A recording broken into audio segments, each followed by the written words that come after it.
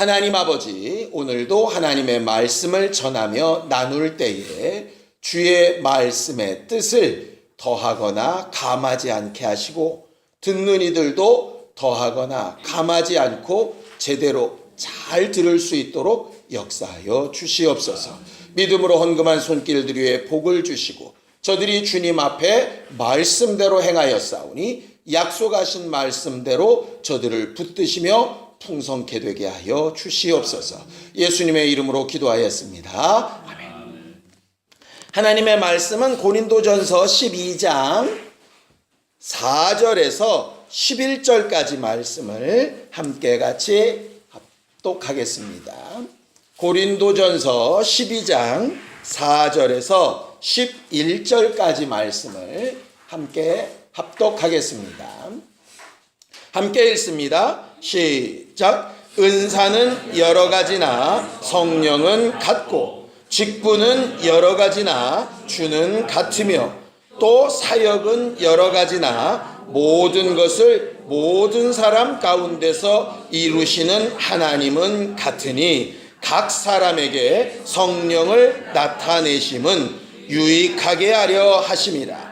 어떤 사람에게는 성령으로 말미암아 지혜의 말씀을, 어떤 사람에게는 같은 성령을 따라 지식의 말씀을, 다른 사람에게는 같은 성령으로 믿음을, 어떤 사람에게는 한 성령으로 병 고치는 은사를, 어떤 사람에게는 능력 행함을, 어떤 사람에게는 예언함을, 어떤 사람에게는 영들 분별함을, 다른 사람에게는 각종 방언 말함을, 어떤 사람에게는 방언들 통역함을 주시나니 이 모든 일은 같은 한 성령이 행하사 그의 뜻대로 각 사람에게 나누어 주시는 것이니라.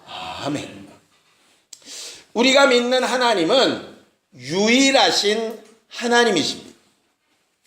유일하신 하나님이라고 하는 뜻은 많은 것 가운데 그 일과 그 목적에 맞는 것은 단 하나라고 하는 뜻입니다.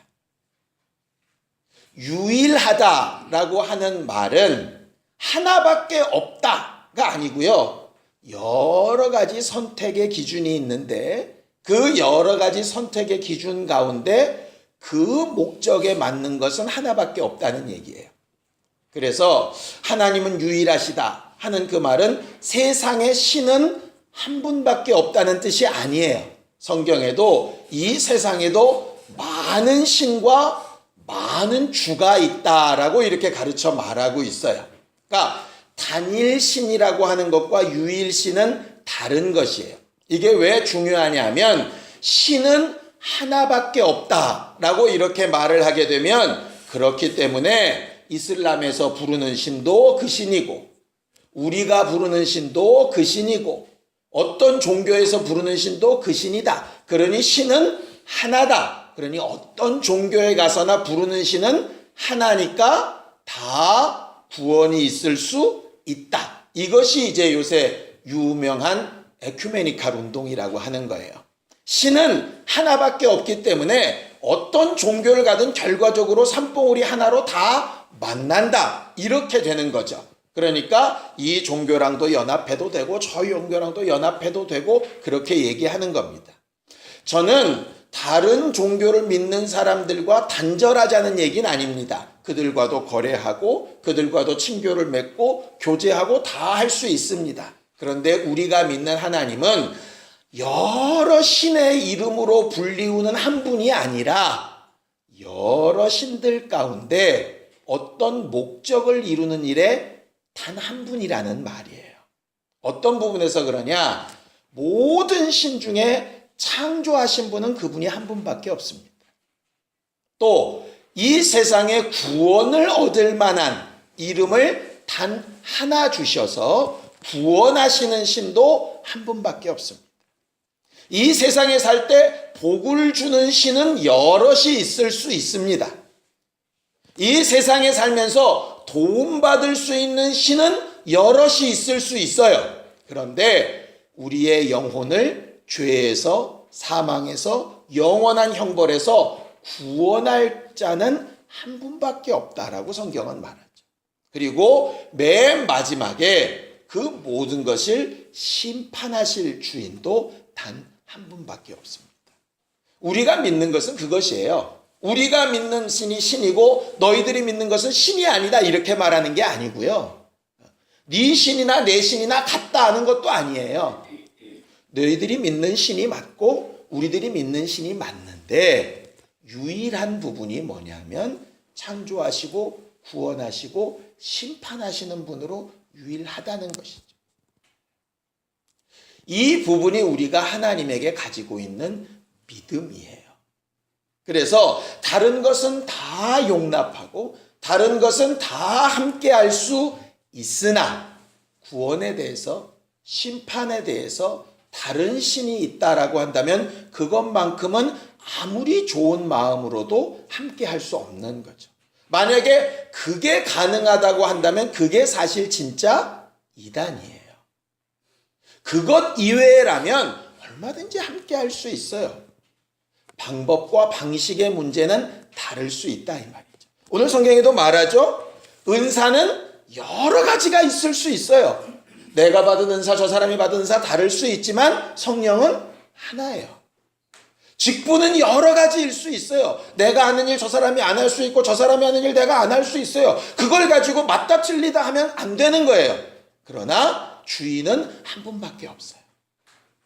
우리가 하는 역사, 행동하는 방식들은 다 다를 수 있어요. 어떤 사람은 이렇게 기도하고 어떤 사람은 저렇게 기도하고 어떤 사람은 입 다물고 기도하고 어떤 사람은 소리 질러 기도하고 어떤 사람은 춤추며 찬양하고 어떤 사람은 조용히 찬양하고 어떤 사람은 악기를 많이 쓰고 어떤 사람은 안 쓰고 소위 누구는 복음성가 부르고 누구는 안 부르고 괜찮아요. 그거 가지고 틀리다 맞다 할 수 없어요. 단지 그것을 받으시고 응답하시고 기뻐하시는 그분은 한 분이라 이 말이에요. 그러니까 그게 중요한 거지 다른 것들이 사실은 중요한 게 아니거든요. 근데 우리는 진짜 중요한 걸 가지고 분별하려고 하지 않고 자질구레하게 다를 수밖에 없는 걸 가지고 자꾸 네가 옳냐 내가 옳냐 해가지고 문제가 생기는 것이니까 오늘 이후로는 서로 다른 부분들 잘 인정하되 절대로 함께 할 수 없는 것. 구세주가 따로 있다? 심판자가 또 있을 수 있다? 창조하신 분이 다르게 존재할 수 있다라고 하는 것만큼은 절대로 용납할 수 없는 거죠. 우리가 소아시아 7교회를 잘 배웠죠? 용납해야 될 것과 용납하지 말아야 될 것이 있는데 적어도 성경 안에서 우리가 분명히 해야 될 것은 바로 그 부분이에요. 그 부분 이외에는 얼마든지 함께 할 수 있는 부분인 것을 알고 신앙생활하는 것이 좋을 것 같아요. 한 하나님, 한 주인, 한 말씀이라고 하는 게 왜 중요하냐 하면 그 구세주와 심판자가 창조주가 한 분이시기 때문에 우리가 가장 추구해야 되고 확실하게 잊지 말아야 될 뜻도 하나라고 하는 거예요. 오늘 성경 본문에도 얘기합니다. 자, 11절 보겠습니다. 고린도전서 12장 11절 함께 읽습니다. 시작. 이 모든 일은 같은 한 성령이 행하사 그의 뜻대로 각 사람에게 나누어 주시는 것이라 그랬어요. 우리가 계속 지금 하나님의 은사를 배우고 있는데요. 지난주에 본 것처럼 은사는 다양하지만 그리스도의 몸을 세우는 일로 인해서 통일되어야 된다라고 그렇게 말씀을 나눴었죠. 자, 여기서 말하는 성령이 행하시는데 그 뜻대로 나누신다 하셨어요. 여기서 말하는 그 뜻이 뭘까요? 성령은 어떤 뜻을 가지고 우리한테 은사를 나누실까요? 우리에게 각각 특성들을 무슨 뜻을 가지고 주실까요? 왜? 우리가 흔히 잘 얘기하지 않습니까? 주의 뜻대로 이런 말 굉장히 많이 하고요. 이게 하나님의 뜻이다, 저게 하나님의 뜻이다 이렇게 말들을 굉장히 많이 합니다. 그러니까 그 하나님의 뜻이 뭐냐고요. 오늘 성경 본문에서 성령이 그 뜻대로 우리에게 나눠주신다 하셨는데 그 뜻이 뭐냐고요. 성경 본문에 나와 있습니다. 뭐죠? 그 앞에 있는데요. 7절입니다. 함께 읽을까요? 시작. 각 사람에게 성령을 나타내심은 유익하게 하려 하심이라 그랬어요. 성령은 뜻을 가지고 은사를 나누어 주시고 우리 안에 나타내시는데 그 뜻이 뭐냐 하면 유익하게 하려 하심이라 그랬어요. 유익하게 하려 하심이라. 신앙생활은요, 유익하려고 하는 거예요. 유익이 뭐죠? 유익? 손해본다는 뜻일까요? 이익된다는 뜻일까요? 이익된다는 말이죠. 나쁘게 한다는 뜻일까요? 좋게 한다는 뜻일까요? 좋게 한다는 말이에요. 그러니까 신앙생활은 좋게 되려고, 이익되려고, 더 낫게 되려고 그렇게 하는 것이에요. 질문을 하나 더 하죠. 누구한테 유익되게 하려는 걸까요? 우리일까요? 하나님일까요? 우리라는 사람. 손 드세요. 내리세요. 하나님이라는 사람. 우리도 되고 하나님도 되고. 정답은 정답인데요. 저는 설교를 준비하면서 성령이 나타남을 주시면 유익하게 하려 하십니다. 누구에게 유익되는 걸까?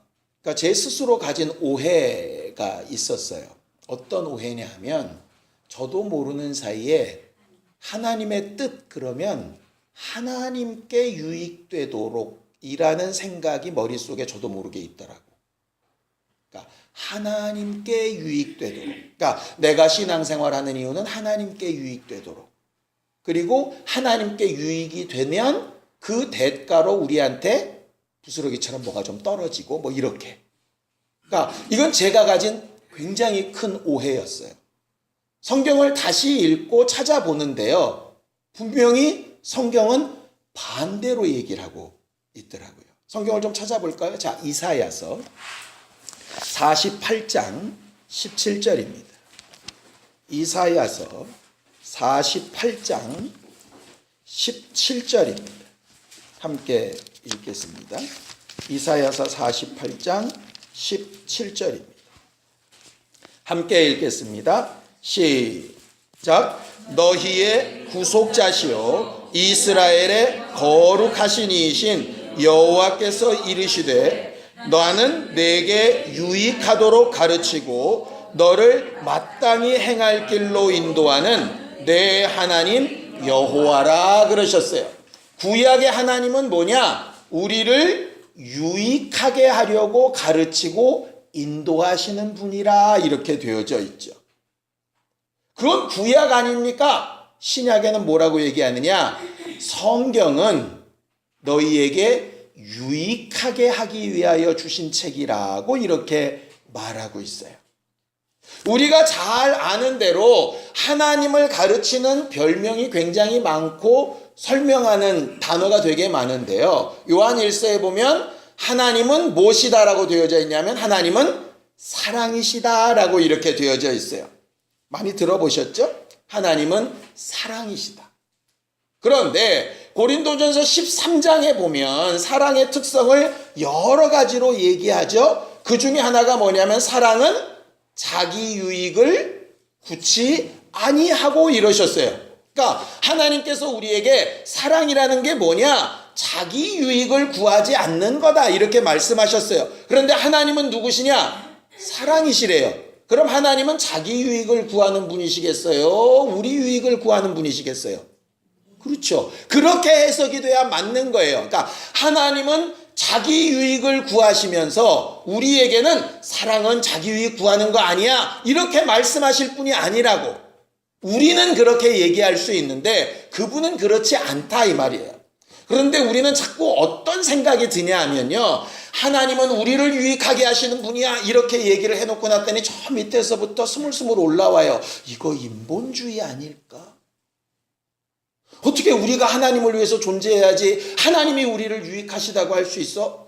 이거 너무 잘못 성경을 보고 있는 거 아니야? 이런 생각이 슬슬 올라온다 이 말이에요. 맞습니다. 우리가 주를 위하여 해야 되는 것 맞아요. 왜냐하면 하나님께서 우리를 사랑하신 것처럼 너희도 사랑 하라고 하셨으니까 맞아, 하나님은 우리를 유익하게 하시는 분이야, 그러니 내가 유익해야지, 이렇게 결론이 나면 안 되는 거예요. 하나님은 나를 유익하게 하시고 그럼 나는 또 주를 유익하게 하고가 맞는 거예요. 근데 뭐가 먼저냐? 하나님이 나를 유익하게 하시는 게 먼저예요. 그러니까 하나님으로부터 유익된 것을 얻고 받고 구하는 것은 절대 인본도 아니고 잘못된 것도 아니에요. 마치 뭐와 같냐면 이런 거죠. 엄마가 아이를 10달 배가지고 낳았어요. 그러면 엄마가 아이에게 젖을 먹이죠. 엄마가 먹고 나서 엄마 먹은 것을 다 변화시켜 젖으로 막 먹이는데 아이가 생각하는 거예요. 엄마 뱃속에서 월세도 안 내고 내가 10달 동안 지낸 것도 죄송스러운데 어떻게 엄마 몸에서 나오는 걸 또 쪽쪽 빨아만 먹냐? 내 것을 드려야지. 이러면 이상한 애예요. 물론 때가 되어지면 그 아이가 부모를 위해서 해야 될 일이 있을 거예요. 그런데 그 전까지는 당연히 받는 게 정상적인 것처럼 신앙생활은요, 하나님으로부터 유익한 게 절대 잘못된 게 아니에요. 뭐가 문제냐? 나를 유익하게 하시는 하나님이 시간이 지나고 장성하다 보면 이제는 좀 깨어나서 주를 위해서도 살 수 있는 사람이 되어야 하고, 더 나아가서 남을 위해서 살 수 있는 사람도 되어야 하는데 여전히 자기를 위해서만 하나님이 존재하는 것처럼 사는 게 문제인 거죠. 그러니까 하나님은 무조건 나를 위하여 존재하셔 하고 자기 중심으로만 돌아가는 게 문제인 것이란 말이에요. 그렇다면 반대도 마찬가지예요. 모든 것이 주를 위해서만 돼야 된다고 생각하는 것도 사실 오바예요. 그래서 극과 극은 사실 다 잘못된 거라. 하나님이 우리를 유익하게 하신 것을 가지고 또 나도 주를 위하여 남을 위하여 유익하게 하는 것이 맞는 방법인 거죠. 그래서 내 자신을 스스로 잘 돌아봐야 하는 것이에요. 나는 지금 하나님으로부터 유익된 것이 있나? 그게 없으면 신앙생활이 안 기뻐요. 뭔가 자꾸 해드려야만 되고 해야 될 것만 계속 늘어나면요, 점점 마음이 힘들어져요. 그렇게 하다가 신앙생활에서 넘어지는 사람이 많아요.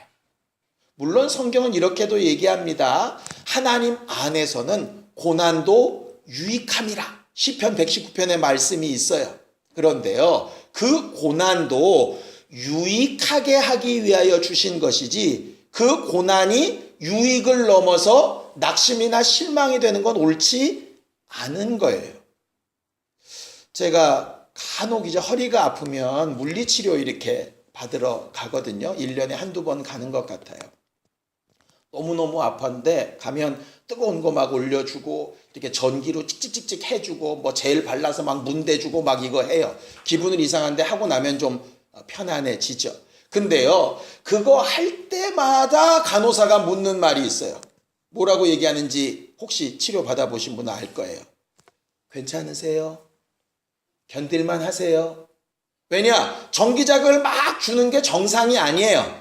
뜨거운 걸 막 갖다 대는 게 지금 정상이 아니고요. 아픈데 막 젤 발라서 문지르는 게 정상이 아니에요. 그런데 그게 아프고 찌릿찌릿하고 막 뜨겁고 그런데 유익하게 하려고 그걸 하는 거예요. 그런데 견딜 만한 것 이상이 와버리면 뜨거운 게 대기도 하고요.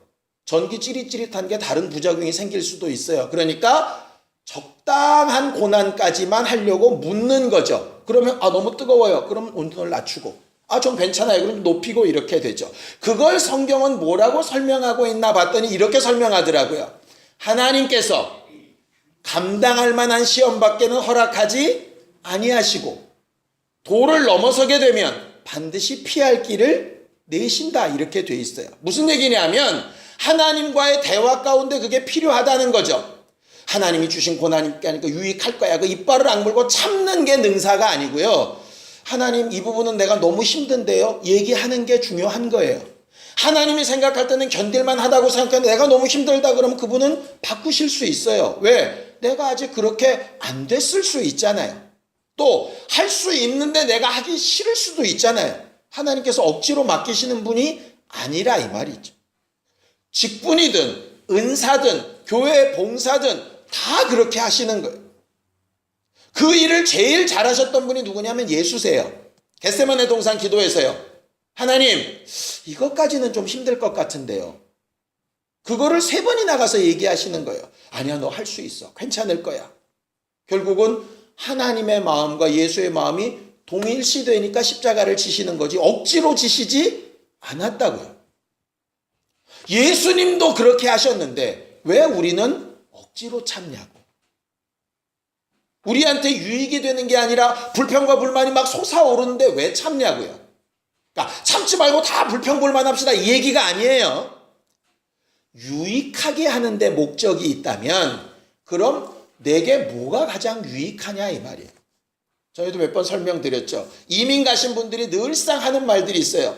젊어가지고 돈 벌기 위해서 아침도 저녁도 새벽도 없이 열심히 일을 했어요. 어느 정도 가게 좀 안정되어지고 살만하니까 병 걸려버렸어요. 그런 사람들 굉장히 많이 듣죠. 그럼 결과적으로 뭐가 유익이냐 이 말이에요. 잘 살려고 열심히 돈을 번 건데 돈을 벌어놨더니 몸이 망가져버려. 그럼 유익한 게 아니잖아요. 그러면 중간에서 멈췄어야죠. 진짜 유익한 게 뭔지를 계산해봤어야죠. 그래서 신앙생활은 막무가내로 소위 무대뽀로 좋은 게 좋은 거라 하는 게 아니고 각각이란 말을 자주 쓰시는 거예요. 각각 내가 어떠한가. 사실은 목사도 여러분들의 사정을 100% 알지 못하기 때문에 목사는 여러분들이 감당할 만하다고 생각하고 말했을지 몰라도 여러분들은 아닐 수 있잖아요. 그러면 목사님 지금 상황은 이렇게 돼서 제가 이 부분이 힘들다고 그렇게 얘기하고 서로 기도하고 상황이 될 때를 기다리는 것도 방법이에요. 그렇게 무리하게 하지 않아도 된다. 이 말은 핑계거리를 좋은 걸 여러분들한테 드렸다고 생각하지 마세요. 아싸, 앞으로 이제는 뭔 얘기 나오면 난 아직 때가 아닙니다. 이렇게 얘기하면 되겠구나 착각하지 마시고 근본을 말씀드리는 거예요. 성령을 우리에게 주신 이유는 유익하게 하려 하십니다. 고난도 또 율법도 유익하게 하려 하십니다. 신명기에 보면 이렇게 되어 있죠. 내가 너희 행복을 위하여 준 규례와 명령을 지키라 이렇게 되어 있어요. 율법도 지켜서 괴로우라고 주신 법이 아니라 행복하라고 주신 법이에요. 진리도 행복하라고 주신 법이에요. 예배도 행복하라고 예배하라고 하신 거예요. 그래서 예배했다가 중요한 게 아니라 예배해서 유익한가? 기도해서 행복한가? 헌신하고 봉사해서 감사한가? 이게 굉장히 중요한 거예요. 하고 불평불만이 계속 쌓이고 있다면 뭔가 좀 잘못된 거예요. 한 것 자체가 잘못됐다는 게 아니라 감당하지 못할 만한 걸 했던가, 강요에 의해서 했던가, 제대로 믿음으로 하지 않은 거죠. 그래서 억지로나 인색함으로 하지 말라고 하는 거예요. 성령은 그 뜻대로 우리에게 가르치시고 감동하시는 거예요. 그러니 하나님께서 우리에게 주신 것들을 유익함으로 받는 것이 굉장히 중요하죠. 수많은 성령의 은사들을 뭘 가지고 판단해야 되느냐 하면 유익함이 있는가를 가지고 판단해야 되는 거예요. 우리가 잘 아는 말씀대로 모든 것이 가하지만 모든 것이 유익한 것이 아니고 모든 것이 덕을 세우는 것이 아니라 하신 것처럼 우리는 예수 앞에 참 자유자이지만 진짜 유익되고 있나? 일단은 내 영혼에 유익한가? 더 나아가서는 나만 위한 것이 아니라 남을 위하는 것이 사랑이니까 다른 이들에게 유익한가? 더 나아가서 주를 위하여 유익한가? 이것을 제대로 잘 살펴보는 것이 사실 가장 중요한 거예요. 내가 지금 신앙생활 잘하고 있나 못하고 있나 간단합니다. 내가 지금 하고 있는 것이 유익하냐 안 하냐를 가지고 판단하면 돼요. 무익하면 안 하면 되는 거예요. 무익하면. 흔히 이런 얘기를 하죠. 성경에 어디 담배 피지 말라는 얘기가 있느냐? 그런 얘기 없습니다. 그런데 왜 안 피는 게 좋을까요? 우리는 담배를 가르쳐서 딱 한마디로 정의를 하죠. 백해무익. 해가 100가지고 이익은 하나도 없다예요. 그러니 할 필요가 없는 거죠. 그러니까 하면 큰일이 난다 이런 의미가 아니라 유익하지 않으면 할 필요가 없다는 거예요. 그러니까 성경의 기본 개념인 거예요.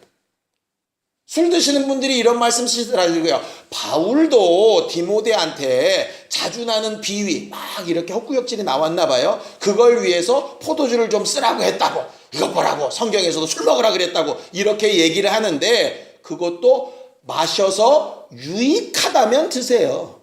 유익하면. 근데 무익하면 하지 마세요. 여러분들이 하는 행동, 선택, 모든 결과가 무익하면 하지 마세요. 심지어 예수는 뭐라고까지 얘기하십니까? 너희가 무슨 무익한 말을 하든지 마지막 날에 그 말이 너희를 심판할 것이라 하셨어요. 그러니까 말도 무익한 건 하지 말라는 거예요. 내 감정이 이만큼 올라와서 팡 터뜨리고 싶은데 한마디 해서 이게 서로의 관계에 무익하면 할 필요가 없는 거죠. 근데 저 사람이 기분이 나쁘겠지만 저 사람에게 정말 유익하겠다 싶으면 감정을 빼고 말을 해야 되는 거예요. 그런데 절대로 그런 일이 많지 않아요. 그러니까 무익한 것들을 계속하는 거예요. 그러니까 재밌는 거예요. 신앙생활을 열심히 한다고 그러면서 자기 영혼에 무익한 일을 하고 있고, 다른 사람에게 무익한 일을 하고 있고, 예수께 무익한 일을 하고 있는 거예요. 교회 봉사를 하면서도 무익한 일들을 하고 있어요. 그러면서 신앙생활을 잘하고 있다고 착각하는 거예요. 하나님 보실 때는 답답하죠. 답답하죠. 아이들이 공부해야 될 시간에 컴퓨터 게임을 막 하고 있으면 부모들이 속상하고 답답하죠. 왜? 무익한 시간을 보내는 것 같아서 그래요. 아예 하지도 말란 얘기 아닙니다. 너무 공부하다가 머리가 너무 아파서 잠깐 쉬는 시간에 할 수도 있을 거예요. 그런데 그게 도가 지나치게 되면 무익하게 되는 거죠. 결과적으로 여러분들이 신앙생활에 가면서 성령과 늘 교감해야 될 부분이 뭐냐면 그 부분이에요. 성령은 어떤 은사든 어떤 일이든 어떤 직분이든 어떤 봉사든 우리에게 말씀하실 때 결과는 단 하나예요. 유익하냐? 네게 유익하고 다른 이에게 유익하고 주께 유익하냐 하는 것이죠. 아무리 내 생각에 옳다고 생각이 되어져도 무익하다면 굳이 할 필요가 없는 거예요. 예수께서 이 땅에 오셔서 정말 주를 위해서 또 우리를 위해서 역사하셨어요. 근데 그 결과가 결국은 뭐였냐면 자기를 가장 유익하게 하시는 일이었죠. 하늘을 상속하시고 면류관을 받고 하늘 보좌에 오르셔서 심판주가 되시는 유익한 일을 하신 거예요. 결코 다르지 않다 이 말. 성경이 말하는 유익한 일은 나를 유익하게 하는 것과 주를 유익하게 하는 것과 남을 유익하게 하는 것이 다르지 않아요. 그게 가장 하나님의 뜻에 맞는 거예요. 저 사람이 좋으니까 나는 계속 희생만 하는 것이 옳은 게 아니고요. 그런 희생과 고난이 있어도 결국 그게 내게 유익이 되어야 맞는 거라고요. 그러니까 유익되게 만들어야 하는 거예요. 그래서 우리가 감당해야 되고 행동해야 될 때도 감당하지 못할 것을 억지로 해놓고 낙심하거나 무익한 일이 되지 않도록, 유익한 일인데도 불구하고 그냥 하기 싫어서 중간에 포기하지 않도록 성령의 인도하심과 도우시는 것을 잘 배우고 받아야 될 필요가 있는 것이죠. 오늘 성경에 보면 여러 가지 은사들을 얘기하시는데 8절 읽겠습니다. 함께 읽죠. 시작. 어떤 사람에게는 성령으로 말미암아 지혜의 말씀을, 어떤 사람에게는 같은 성령을 따라 지식의 말씀을 주신다 그랬어요. 여기서 말하는 지혜의 말씀은 적용하는 말씀이라 하는 뜻이고요. 내게 적용하는 말씀. 지식의 말씀이라는 얘기는 남들에게 전달되어지는 말씀이라는 뜻이에요. 지식은 이렇게 전달하는 것이죠. 지혜는 내 삶에 적용시키는 것이에요.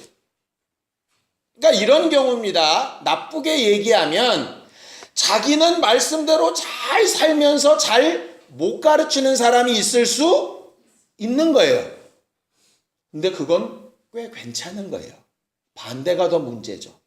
남들은 기가 막히게 가르치는데 자기에게는 적용을 못 시키는 사람이 있어요. 좀 문제가 있죠. 그래서 사실 지혜의 말씀으로 충만한 사람은 더 유익되기 위해서 지식의 말씀을 구하는 것이 필요해요. 물론 주시고 안 주시고는 성령께서 정하시겠지만 지혜의 말씀만 있다고 난 지식의 말씀은 없어도 된다는 얘기가 아니라 이 말이죠. 지식의 말씀이 있어서 잘 전하는 사람은 사실 굉장히 자기를 돌아봐야 돼요. 내게도 적용되고 있는 말씀인가를 봐야죠. 그런데 대부분 현재 기독교인들은 은사를 좀 편중돼서 받는 경향이 있는데 지혜의 말씀보다는 지식의 말씀을 훨씬 더 많이 받은 것 같다는 느낌을 지울 수가 없어요. 그러니 지식의 말씀이 있다면 남을 가르치려고만 하지 말고 지혜의 말씀을 구해야 성령이 말씀하시는 유익함에 가깝겠죠. 자, 그 다음 9절입니다. 시작. 다른 사람에게는 같은 성령으로 믿음을, 어떤 사람에게는 한 성령으로 병 고치는 은사를 주신다 그랬어요. 이 믿음이라고 하는 것이 뭐냐 하면 실제로 지혜의 말씀을 적용시켜서 나타나는 현상이라는 말이에요. 믿음은 믿습니다 이게 아니라 그 말씀이 적용되어져서 나오는 결과라는 뜻이에요. 예를 들면 기도의 응답 같은 거. 이런 것들도 은사로 주시는 것이니까 주의 뜻을 구해야죠. 그래서 이렇게 얘기하지 않습니까? 난 이것이 꼭 필요하고 기도했는데 응답이 안 나타났어요. 왜? 그게 있어서 내게 무익하고 유익하지 않다면 안 주시죠. 어린아이가 칼을 달라 그런다고 다 주지 않는 것처럼 유익하다면 주실 거예요. 그러니 기도할 때 내게 유익한 것을 구하는 것이 사실 필요한 거죠. 거기에 필요한 게 지식과 지혜의 말씀이에요. 그렇게 믿음 있는 사람들에게 나타나는 응답과 현상 가운데 대표적인 것 하나를 고른 것이 뭐냐면 병 고치는 은사예요. 그래서 병 고치는 은사가 나타날 수도 있고 아닐 수도 있어요. 물론 나타나야 정상이죠. 그런데 나타나는 것이 유익할 때가 있고 나타나는 것이 도리어 무익할 때도 있어요. 어떻게 병 고치는데 무익해요? 병을 고쳐놨더니 예수를 떠난다면 차라리 계속 아프면서 예수 안에 있는 게 나을 때도 있을 수 있어요. 그러니까 그건 성령께서 우리를 가장 잘 아시는 부분이라 하는 것이죠. 그러니까 은사를 구하고 나타내는데 결과는 뭐냐? 유익함이에요. 그러니까 사도 바울이 얘기하죠. 내게 육체의 가시가 있어서 내가 3번이나 하나님 앞에 이걸 좀 떼어달라고 기도했는데 성령은 뭐라고 얘기하시냐? 내 은혜가 내게 족하다라고 얘기하시는 거예요. 있는 것이 더 유익하다는 거예요. 그가 우리를 데려가시는 게 유익하면 빨리 데려가실 것이고요. 남아있는 게 유익하면 오래 두실 거예요. 우리 생각에는 오래 사는 게 복이고 빨리 가는 건 저주 같지만 사실은 다를 수 있다 이 말이죠. 판단의 기준이 어디 있냐면 뭐가 가장 유익하냐. 하나님이 내게 가장 유익한 것을 잘 아신다로 가야 되는 거예요. 그러니 우리는 우리의 유익함을 구하는 자유가 있지만 그 응답을 또 유익함으로 받아야 될 필요도 있는 것이죠. 그 다음에 보겠습니다. 10절 시작. 어떤 사람에게는 능력 행함을, 다른 어떤 사람에게는 예언함을, 어떤 사람에게는 영들 분별함을, 다른 사람에게는 각종 방언 말함을, 어떤 사람에게는 방언들 통역함을 주신다 그랬어요. 이렇게 각각 다른 은사들을 유익하게 하기 위해서 주시기도 하고 어쩔 때는 거둬가시기도 하는 거예요. 뜻대로 나눠주셨으니까 뜻대로 거둬가실 수도 있는 거죠. 지금은 내가 병 고치는 은사가 나타나야 유익할 때도 있고 걷어가시는 게 유익할 때도 있을 수 있어요. 그게 언제인지 우리는 잘 모르지만, 그래서 전도서에도 얘기하죠. 천하의 때가 있는데 함께 할 때가 있고 떠날 때가 있고 안을 때가 있고 멀리 할 때가 있고, 이 때를 하나님께서 주장하신다라고 되어져 있고, 사도행전은 때와 기한은 아버지께 두셔서 아들도 천사들도 관여할 수 없다라고 딱 되어져 있죠.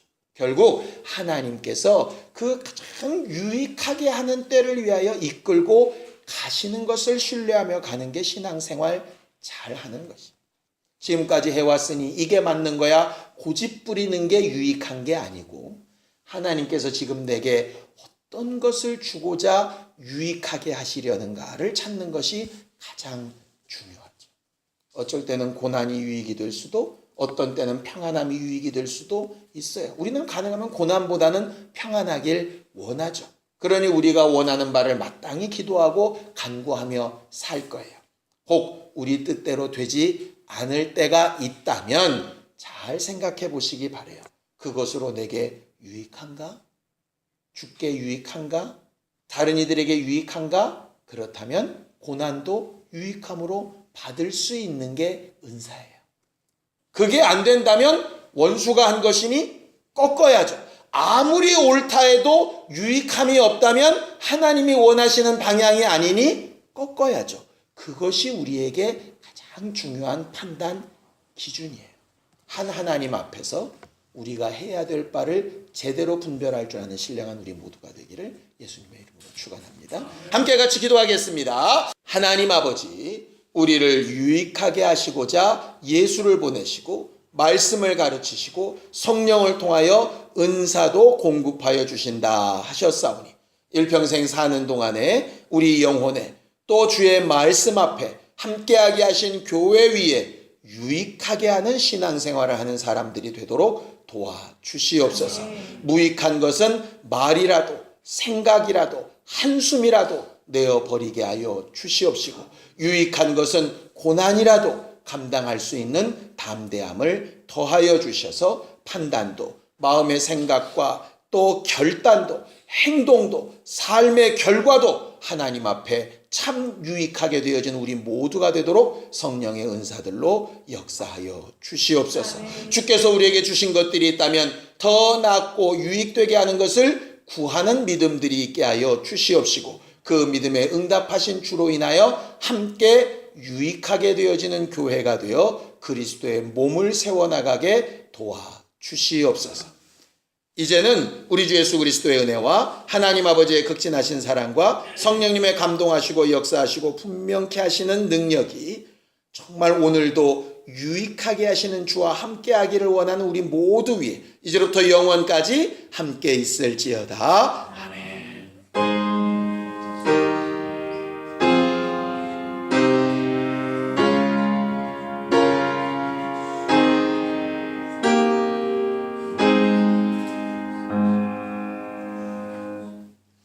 우리 예배 받으신 하나님 앞에 감사하며 끝내겠습니다. 수고하셨습니다. 감사합니다.